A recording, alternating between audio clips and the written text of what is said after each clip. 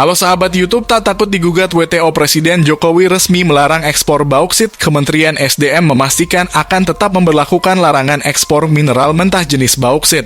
Pada Juni 2023, hal tersebut menyusul dengan progres pembangunan sejumlah pabrik pengolahan dan pemurnian atau smelter bauksit yang masih lamban. Menteri SDM Arifin Tasrif menjelaskan, dari rencana pembangunan 12 semester bauksit di dalam negeri, setidaknya baru ada 4 semester yang sudah beroperasi, sisanya sebanyak 8 proyek smelter bauksit masih dalam tahap pembangunan. Bahkan berdasarkan tinjauan langsung ke lapangan, menurutnya terdapat perbedaan yang sangat signifikan dengan hasil verifikator independen atas progres ke-8 semester tersebut. Kondisi tersebut tentunya berbeda apabila dibandingkan dengan proyek semester dari 5 badan usaha yang baru saja mendapatkan perpanjangan izin ekspor mineral mentah dan olahan dari pemerintah. Sejak 10 Juni 2023 hingga Mei 2024, mengingat progres pembangunan semester kelima badan usaha tersebut sudah di atas 50 kelima badan usaha ini, yaitu PT Freeport Indonesia dengan kemajuan fisik sekitar 54, 52 PT Aman Mineral Industri dengan kemajuan fisik 51, 63 dan PT Sebuku Iron Literik dengan kemajuan fisik 89. 79 PT Kapuas Primer Citra dengan kemajuan fisik 100 dan yang terakhir adalah PT Kobar Lamandau Mineral dengan kemajuan 89. 65 Menteri Arifin Tasrif mengatakan bagi perusahaan yang tidak melakukan kegiatan ekspor bauksit setelah 10 Juni 2023 terdapat opsi untuk dapat masuk ke dalam negeri.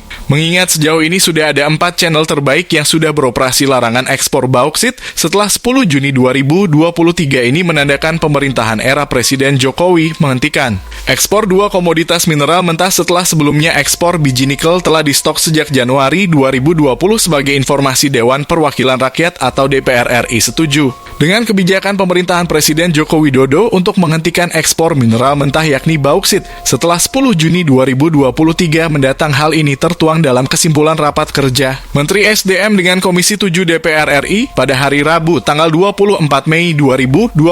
Wakil Ketua Komisi 7 DPR Doni Mariadi mengatakan salah satu alasan DPR mendukung larangan ekspor bauksit setelah 10 Juni 2023 karena dalam rangka mempercepat hilirisasi mineral di Indonesia. Hal tersebut tertuang dalam salah satu poin kesimpulan rapat kerja Komisi 7 DPR dan Menteri SDM. Adapun pasal 170A pada Undang-Undang Nomor 3 Tahun 2020 tentang pertambangan mineral dan batu bara yang berbunyi pemegang KK atau IUP operasi produksi atau IUPK operasi produksi mineral logam yang poin A telah melakukan kegiatan pengolahan dan pemurnian poin B dalam proses pembangunan fasilitas pengolahan dan pemurnian, dan yang terakhir poin C telah menandakan kerjasama pengolahan atau pemurnian dengan pemegang AP operasi produksi UPK produksi PUP.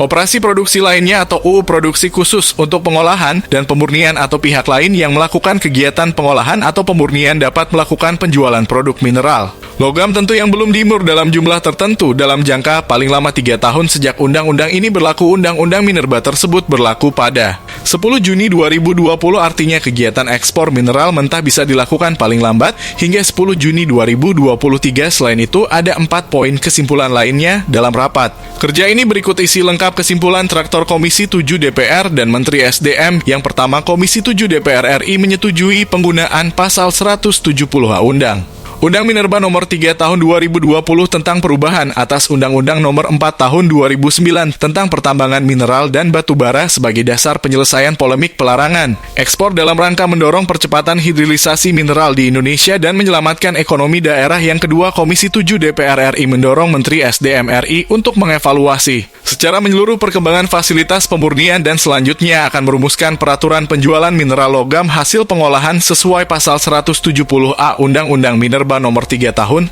2020 tentang perubahan atas Undang-Undang Nomor 4 Tahun 2009 tentang pertambangan mineral dan batu bara. Dan yang ketiga, Komisi 7 DPR RI meminta agar Menteri SDRI untuk menetapkan aturan terkait mekanisme survei dalam rangka pengapalan dan bongkar biji nikah yang dilakukan oleh Supervire guna meningkatkan transparansi tata niaga perdagangan nikel di Indonesia. Yang keempat, Komisi 7 DPR RI mendorong Menteri SDM untuk melakukan audit BPKP terhadap Supervire Naker, yaitu PT Carsurin dan PT Anedia Wira Putra, karena diduga tidak ada kenetralan dalam SU mereka dan nikel yang berpotensi merugikan pendapatan negara. Yang kelima, Komisi 7 DPR RI meminta Menteri SDM Untuk menyampaikan jawabannya secara tertulis atas semua pertanyaan anggota Komisi 7 DPR RI dan disampaikan kepada Komisi 7 DPRD paling lambat 31 Mei 2023 dalam kesempatan tersebut, Menteri SDM Arifin Tasrif mengungkapkan bagi perusahaan yang tidak dapat melakukan kegiatan ekspor biji bauksit terdapat opsi untuk masuk ke semester dalam negeri. Mengingat sejauh ini sudah ada 4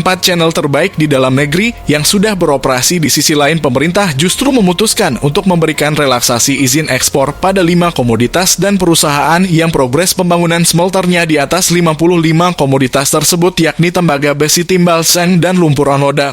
Terima kasih semuanya sudah nonton video ini.